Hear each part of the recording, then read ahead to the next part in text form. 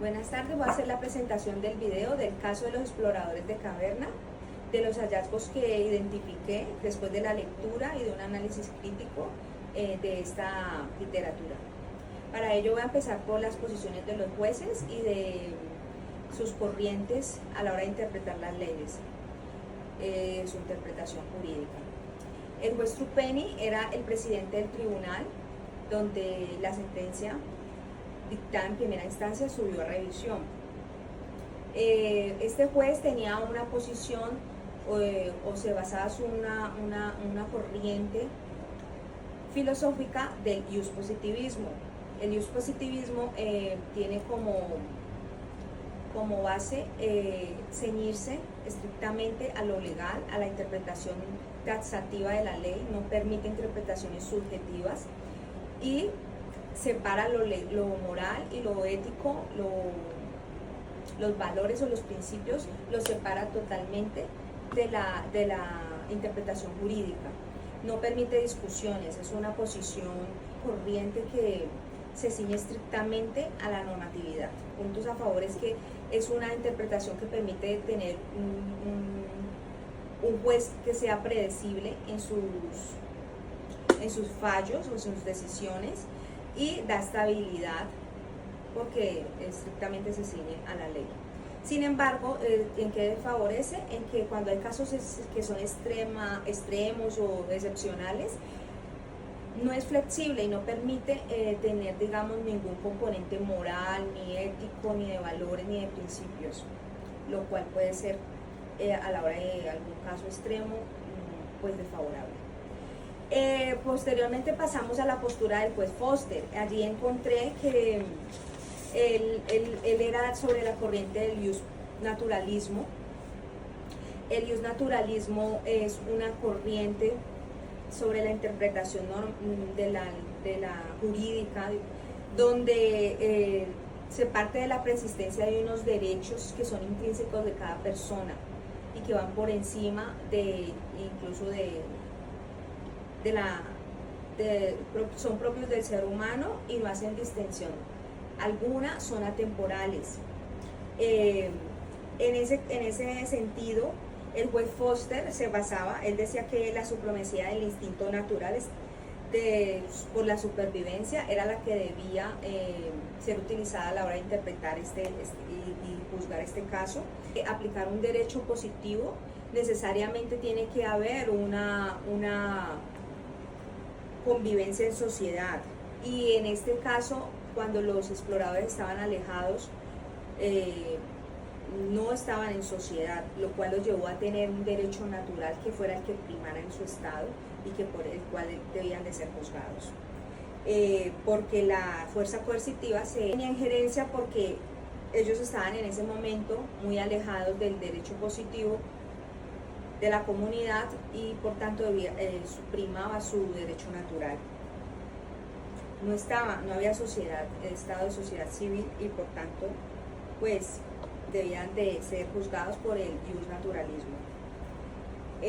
Esta corriente tiene en cuenta la evolución de la sociedad, de un mundo cambiante, y permite que haya cierta flexibilidad, se adapte a situaciones extremas, tiene en cuenta lo moral, los valores, los principios, y lo cual y los principios que son de carácter universal también son contemplados en este concepto.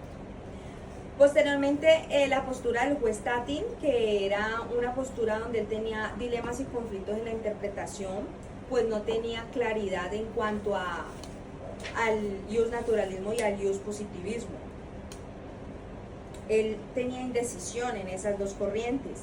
Se presentó un dilema ético que superó su capacidad de decisión, por tanto él se abocó a no participar en ese juicio. Sus emociones estaban comprometidas, entonces cuando un juez tiene un tipo de postura de estas es muy contraproducente porque puede generar una parálisis judicial, puede generar un momento que sea desasosiego para las partes involucradas. La moralidad y las obligaciones éticas entraron en conflicto, lo cual llevó a pues que este juez tomara esa decisión. Eso es lo que sucede cuando hay una indecisión en las interpretaciones jurídicas que ejerce un juez, ¿no? Posteriormente vamos a ver la postura del juez King. El juez King era una postura iuspositivista rígida.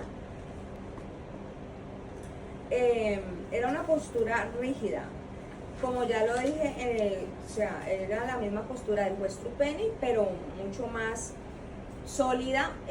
No permitía contemplaciones de carácter subjetivo, ni moral, ni de principios, pero él internamente tenía sus pensamientos, porque él pensaba que debían de ser perdonados, pero se ceñía literalmente a la norma y supremacía del poder legislativo en el sistema gubernamental esté por encima incluso de los derechos fundamentales o de los derechos de las personas como tal, y esto puede ser contraproducente porque puede traer arbitrariedades, riesgos de fallos injustos. El juez Kim, él no aprobó el tema de clemencia por parte del Ejecutivo. El último juez es el juez Handy, que tenía una postura del realismo jurídico, y esta postura es una corriente que nos lleva, es una corriente que acepta la dimensión de la moralidad dentro de la realidad humana. Nos permite tener el contexto de la situación, ver con el contexto de todo el escenario o de la situación particular, tener la influencia del sentido común y de la opinión pública, tenerlo en cuenta a la hora de emitir un fallo, y permite un acercamiento tanto del sistema judicial con la sociedad. Esto evita que las sentencias sean injustas, porque